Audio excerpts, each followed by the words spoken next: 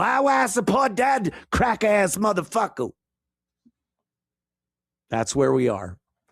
And hi, everybody. It's the Anthony Cumia Show, Thursday edition, Black Thursday, as we like to call it here, where we have gathered up all of the black news from the week, and we pretty much finish it up because we don't have to worry.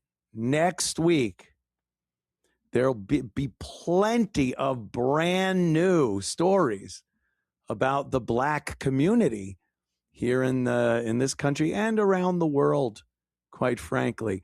So we tie up all the loose ends of the weaves, tie up all loose weave ends, and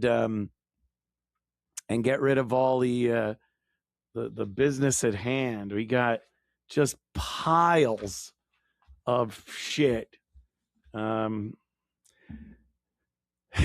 It's the way of the world. It's the world we live in these days, my good friends. So, yeah, I guess let's get started. The Karmelo Anthony case finished up, and there just is nothing now but peace and total love and acceptance between blacks and whites here in the country. So my job is done here. I want to thank everybody for tuning in. It's getting worse and worse and worse by the minute. By the minute, it is getting worse and worse. All you see on social media is hate, just hate. It is good to see people waking up. A lot of people, I think a lot of people didn't know this was going on. I think they thought black people in this country were acting rationally when it comes to race relations, when it comes to black people being unbelievably racist and hateful of white people, the complete lack of responsibility for anything that they do. And I think there were a lot of white people in this country, and Asians and Indians and whatever race you want, Hispanics, that didn't know, or they were just not paying attention. I don't know. But this has really shown people, wow, they're batshit. They're just nuts. Thinking that Karmelo Anthony was innocent of murder, trying to pervert the justice system into some self-defense case, which, I mean, it is so off the fucking table. The self-defense thing was the most ridiculous defense. You should have just claimed, I'm a dumb fuck, and gone that way. Maybe you'd have gotten manslaughter, but, you know, you claim self-defense, you're admitting you stuck a knife in the guy's chest because you felt your life was threatened. Now, the jury has to believe your life was threatened, and they certainly didn't, because there certainly wasn't any reason to believe your life was threatened. So that's, you know, we've been through that 1,000 times already, so I won't go into it anymore. But to still see people clamoring that this guy is innocent, and it's the racial, the systemic racism in the country and the judicial system and all that shit, it's just crazy. And I think a lot of people have woken up to it, have waked it up to it. So that's good. If some good has to come out of bad, you know, this Austin Metcalf gets killed, the poor family, the Metcalfs, they're, devastated by this.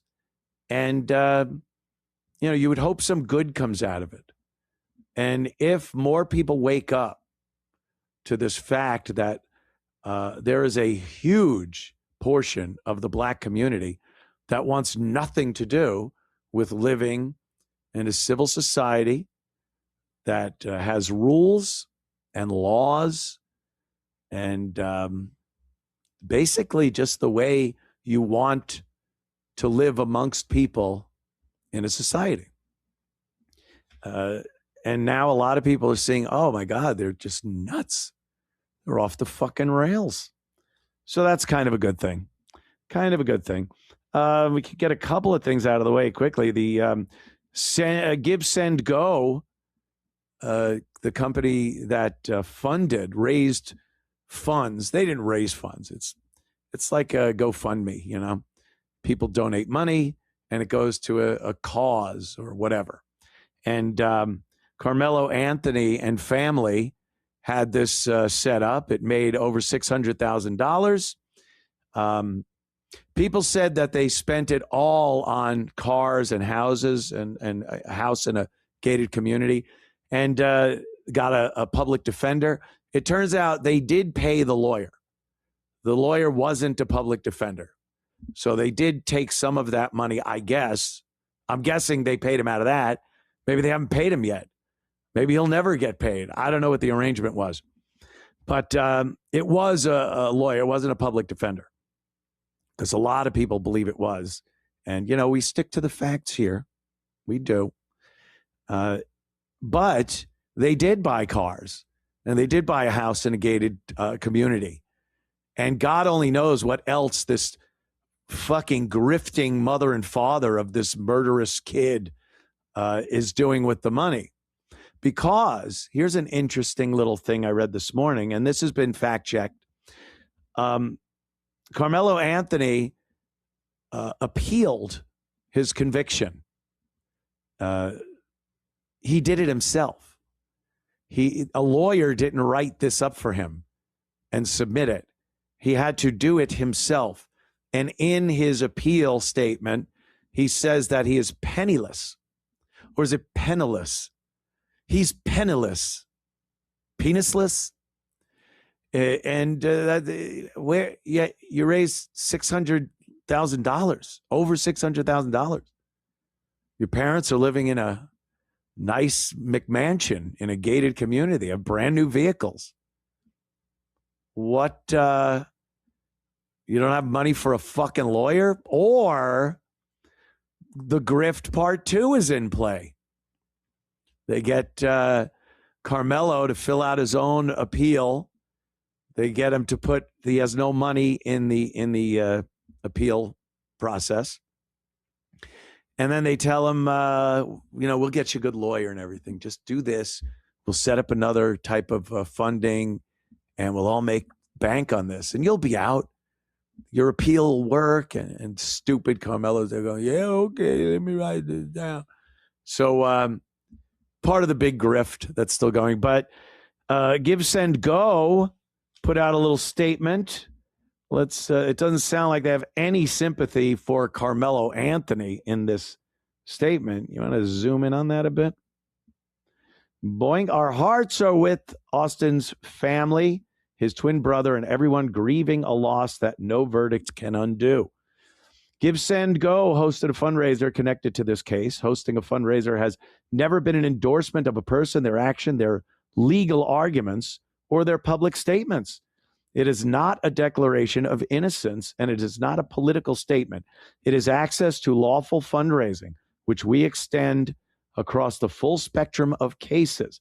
This fundraiser was created to support pretrial needs, and those funds were dispersed over the past year for lawful purposes, including legal defense and family relocation.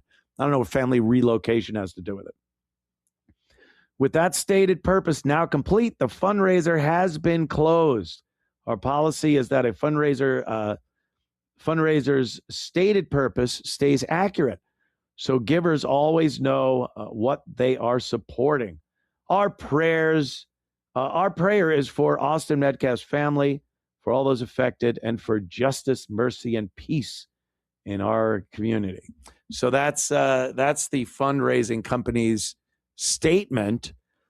I understand to an extent being able to raise money for legal fees, things that are directly for the case, a lawyer. If you need some kind of a special witness to pay for their time that they have to go to court, things like that. but relocating the family to a fucking McMansion in a gated community, that doesn't sound like it was quite per the rules, per the terms of service. So anyway, they did pull the plug. I don't know where else Carmelo Anthony and his grifting carnival, his grifting fucking elixir wagon is going to pop up next. I would assume that there is part of that law that was put in place. I think it was it after Son of Sam, that says you cannot make money off of your crime. If you're convicted of a crime, you cannot make money off of that crime. Son of Sam law. Yeah, that's exactly what it was. Because this guy, Son of Sam, there, he goes into jail, he gets arrested, and he's writing books, and people are offering him money for statements and interviews. And they said, yeah, no, that's not going to happen. We're making a law that says you cannot profit off of your crime. And this seems like what this is all about. How do you go to a fundraiser to raise money for a convicted felon, and it's based on the same crime? It's not something different. He didn't serve his time, get out and write a book, which I think you can do if you've done your time. You could write a book about the crime or what have you, but not in this case.